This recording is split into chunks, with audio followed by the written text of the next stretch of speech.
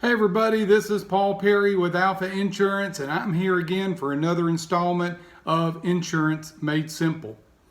Just wanted to talk today about claims. Get a lot of questions about claims, and so I wanted to kind of go over what all of the individual factors and components that go into claims. With claims, it takes a village. We've heard that term, which just simply means that there's a lot of moving pieces. There's people that have to interact together to be able to make something happen. And with that, it is the agent, the adjuster, and the vendor. So all of these three people work together to make sure that your claims are taken care of. You've got to have good people in all three of these areas to make sure things work out good. And mainly, you've got to have a company that values paying claims. I know that sounds funny, but as we talked about at our very first video, is the purpose of insurance is to be able to have your house or your car or your life covered when that loss occurs.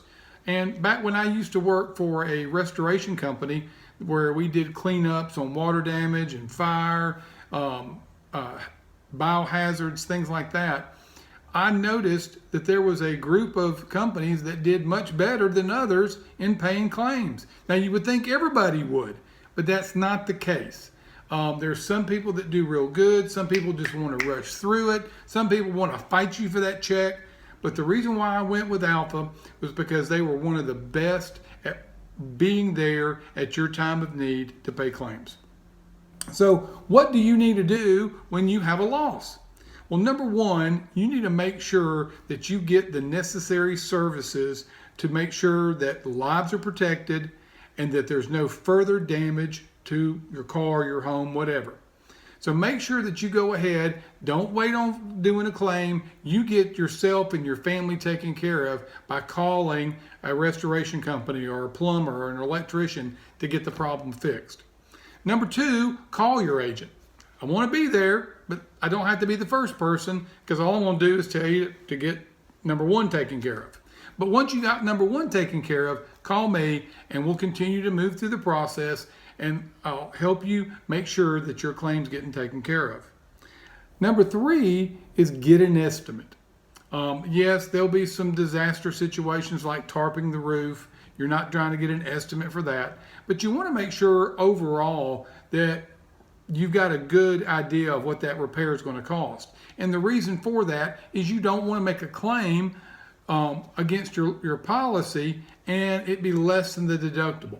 So let's say you've got a $3,000 deductible, but the repair is only going to be $2,500. Well, that would be silly. You don't want to do that. Even if it's right at or above that deductible, you have to think twice.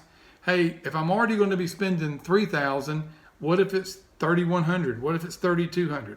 I don't know what your situation is, but you need to at least stop and think about it to make sure that it's going to be in your best interest. Because what if you've had 2 or 3 other claims before that one? I would recommend you probably go ahead and pay that one out of your pocket because a lot of claims will make your rate go up. Sometimes it'll cancel you. All right. So once you get that claim made, how do you work with your adjuster? What are the things that you need to make sure you're doing to make your claim go by efficiently and effectively? Number one, stay in contact with your adjuster. Make sure that they are comfortable with having good contact numbers for you and that you've got good contact numbers for the adjuster. Because a lot of times you go back and forth, leaving voicemails, leaving emails, and things will go much quicker if both sides are responsive to the communication. Number two is you need to trust your adjuster. They are experienced, they know what they're doing, and again, if you've got a good company, you'll have a good adjuster to make sure that you're getting completely taken care of and getting everything that's due you for that claim. And then thirdly, you want to make sure that you kind of get an idea of what that repair should run you so that if the adjuster says, hey, your car was totaled, it's going to be 75% of the replacement value of the vehicle to get it fixed. Doesn't make sense. We're going to give you $7,000 for that 15-year-old car. Well, if that's the value that's online and it's on, these websites like NADA and Kelley Blue Book, then you're probably fine. But when you go out to actually go buy that car and replace it, if it's not what you can go buy your exact car for, you need to work with your adjuster and let them know, hey, you're only allowing me 7, but if I went out and bought that same exact car, same exact mileage, same exact features, it would cost me 8,000. But you need to document that so that you can be a good consumer and make sure that you work with your adjuster. Last thing I want to leave with you is 3 tips to getting the right vendor. We've talked about the agent, we've talked about the adjuster. Now we're going to talk about the vendor. Number 1, ask for referrals. Don't just go on who's you've seen on TV or you've heard on the radio. Ask for referrals for people that have actually gotten work done. Were they good? Were they on time? Did they do what they said they were going to do? And you can get with your friends, your neighbors. You can get with your agent. We know of people that have done a good job. So get referrals so you're getting that right person. Number 2, make sure that they are licensed and insured. That is so critical. The bigger the job, the more skilled the job is, make sure they are licensed to do what they say they're going to do, like roofers and electricians and plumbers, and make sure they have the insurance, their general liability insurance, to back up that if they make a mistake, if they have an accident, something happens that it's not coming out of their pocket, they've got insurance to back them up. And then lastly, don't make your final payment until you are completely satisfied with the work. If a company demands full payment up front, I wouldn't walk away, I would run away. Because any good company will take half down and upon completion expect the balance due. So make sure that you do your homework.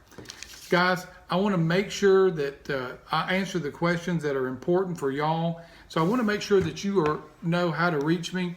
Paul Perry, 205-919-7903. And you can also reach me on my website at www.alphains.com/Paul Perry. So I hope these have been helpful. You can go out to my Facebook, Paul Perry Alpha Moody, and you can give me feedback. I'm going to post this on YouTube, so give me some tips. If you like it, if you don't like it, thumbs up, thumbs down. Let me know how I can help. Y'all have a great day. Be safe. Be careful.